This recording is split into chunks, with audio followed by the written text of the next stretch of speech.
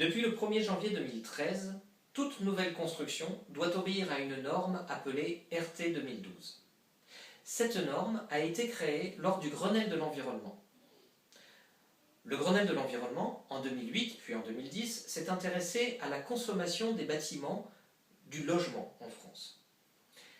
Lorsque le Grenelle de l'environnement a fait une mesure, ils se sont rendus compte qu'un logement consommait environ 250 kWh par mètre carré par an. Ça n'a pas parlé à grand monde. Il faut savoir qu'une voiture consomme X litres au 100, et bien un logement consomme X kWh par mètre carré par an. Pour mieux faire comprendre cette importance de réduire la consommation des logements en France, le Grenelle de l'environnement a préconisé une échelle de graduation pour mieux appréhender encore la consommation d'un logement. Si un logement consomme entre 0 et 50 kWh par mètre carré par an, ce logement est en A. S'il consomme entre 50 et 100 kWh par mètre carré par an, il est en B. Entre 100 et 150, il est en C. Entre 150 et 200, il est en D. Et entre 200 et 250, il est en E.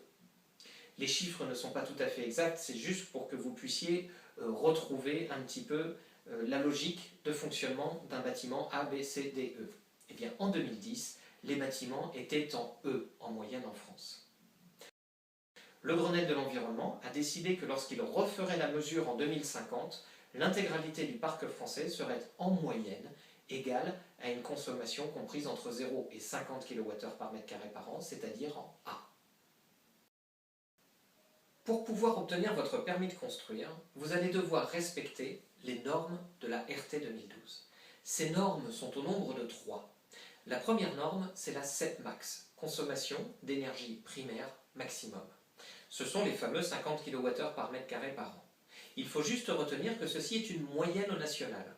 En fait, si vous habitez dans le nord de la France, vous aurez le droit de dépasser un petit peu cette norme et de consommer, dans votre projet de construction, un peu plus que si vous habitez dans le sud de la France.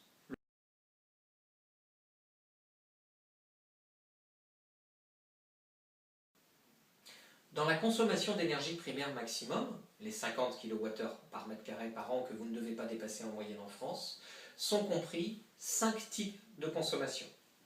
Le chauffage, la production d'eau chaude sanitaire, l'éclairage, les refroidisseurs, c'est-à-dire les ventilateurs ou plutôt les climatisations réversibles qui consomment énormément, et tout ce qui est ventilateur, pompe, etc.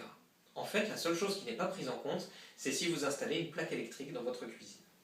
La norme B-Bio-Max. La norme B-Bio-Max veut dire bâtiment bioclimatique maximum. La norme B-Bio-Max vous autorise à consommer un certain nombre de points B-Bio qu'il ne faudra pas dépasser pour pouvoir déposer votre permis de construire. Ces points B-Bio, ou cette norme B-Bio-Max, s'intéresse à 2 points fondamentaux. La façon dont vous allez déposer votre maison sur le terrain et l'orienter. Et la deuxième chose, elle va s'intéresser à la façon dont vous allez isoler votre bâtiment. La norme B-Bio-Max tient compte du fait que si vous posez votre maison sur le terrain d'une certaine façon, vous allez profiter d'un ensoleillement bioclimatique.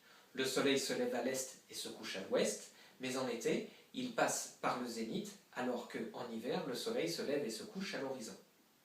Pour pouvoir bénéficier d'un maximum d'ensoleillement et permettre à la maison d'être chauffée naturellement par la lumière, eh bien en fait, il va falloir proscrire les ouvertures qui sont au nord, de façon à pouvoir bénéficier, avec les ouvertures, d'un maximum d'ensoleillement.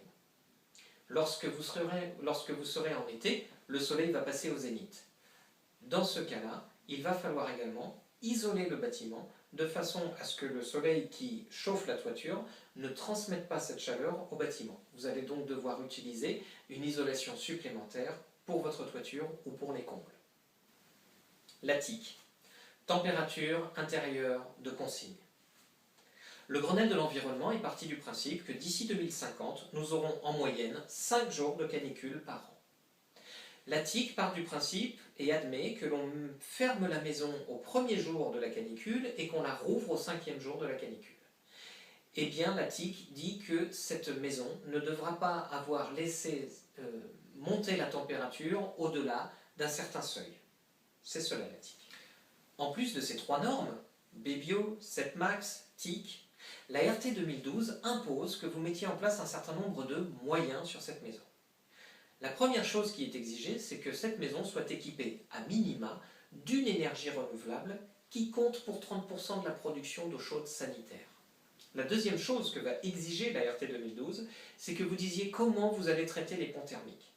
Un pont thermique, pour l'expliquer simplement, c'est lorsque vous mettez deux matériaux qui se touchent, et bien alors vous avez systématiquement une échappée d'énergie. Cette échappée d'énergie, lorsque vous déposerez le permis de construire, vous allez devoir expliquer comment vous allez traiter cette échappée d'énergie.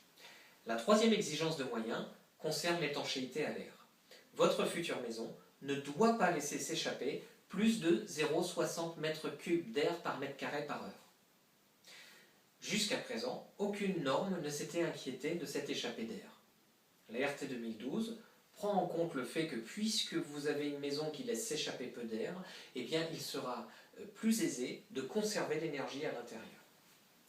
La quatrième exigence de moyens concerne le vitrage de la maison.